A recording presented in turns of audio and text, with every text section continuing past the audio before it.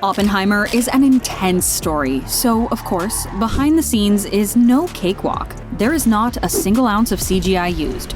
Yep, that's right. That explosive scene, actually very explosive. Christopher Nolan wrote the script in a way that's never been done before, and they actually shot scenes in the real Oppenheimer's house. So we have a lot to unpack here.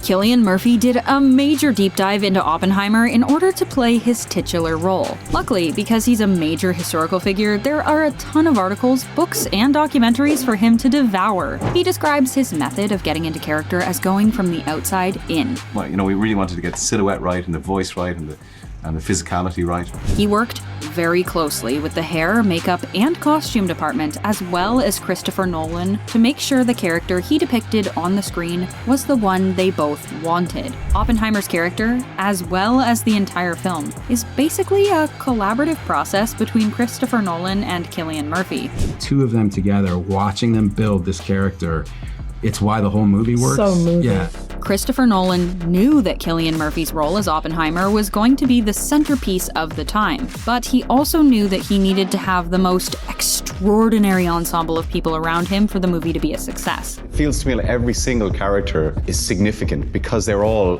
historical figures of consequence. Matt Damon plays Leslie Groves, a lieutenant general in the United States Army who worked right beside Oppenheimer and pushed everything through on the military side of things in order to create this nuclear weapon. He played a major part in the making of Fat Man and Little Boy and using them against Hiroshima and Nagasaki in 1945. So yeah, this is definitely a pretty heavy role. Matt Damon wanted to familiarize himself with Leslie Groves' history before taking on the challenge of bringing the role to life on screen. He compares playing Groves as almost like being a kindergarten teacher. It's because these scientists were so eccentric and not necessarily trustworthy.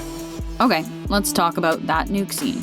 Surprisingly, it's 100% real. I mean, okay, they didn't actually create a nuclear weapon, but it seems like it kind of felt like it to everyone else on set that day. They shot that scene last because they knew they were going to have to learn how to utilize technology in a way they never had before. It was actually so intense to shoot that they know for a fact this couldn't have been done 10 years ago. It was definitely a sight to see. A lot of the actors and crew members were dizzy from the explosives, but Christopher Nolan was hilariously unfazed. Chris just kind of calmly looked over at Nilo and I. Chris goes, "Yeah, it was good." You can probably gather from how real the nuke scene was that there's pretty much no CGI in this entire movie. Some things might have been subtly enhanced with VFX, but otherwise they relied heavily on practical effects. My preference is to always do things in camera as much as possible. So it's a major challenge for every department on set, but if it can be done practically in a Christopher Nolan film, that's the way it will be done. Which brings me to my next point. Nothing in this film was built on a backlot. Everything was deeply researched to be built with the utmost authenticity in real locations. The more things can just be real, the better they're going to feel to the audience. They even built the Los Alamos Ranch on the same mountain range that the real one sits on. We built all of these buildings 360.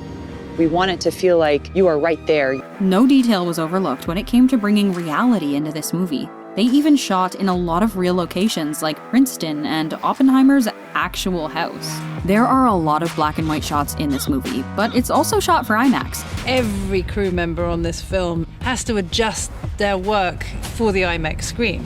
IMAX can contain 18K resolution per frame, and when it came to shooting scenes in black and white, a 65mm black and white format just didn't exist. So obviously, they had to engineer it. They literally created the black and white film that they were using to shoot the movie. They had to test it through the filming process and put it up on the IMAX screen. Seeing it at the end of the production was this huge, jaw-dropping, gasp-inducing moment for the cast and crew. Just to know that they created something new and so absolutely stunning for the IMAX screen was pretty groundbreaking. I'd definitely be putting that on my resume. One thing about movie scripts, they're not written in first person, except for this one. This might be the only screenplay in history ever written like this in Hollywood. Don't quote me on it, but feel free to look it up and let me know in the comments. It made it clear to anyone who read the script that we're on this ride with Oppenheimer. Christopher Nolan wrote it this way so everyone could really feel how Oppenheimer felt through every step of his journey, and also understand just how traumatic everything was for him as well. Chris wanted the audience, and the reader, right there on his shoulder. The narrative of The Objective is essentially told through Louis Strauss' character, which is just a completely unconventional way to write a screenplay, and I'm absolutely here for it. Christopher Nolan took this film to a completely new level with the attention to detail of character development, the hyper-realistic sets, and the insane amount of explosives it took for the nuke scene to be almost too real. What is your favorite behind-the-scenes moment?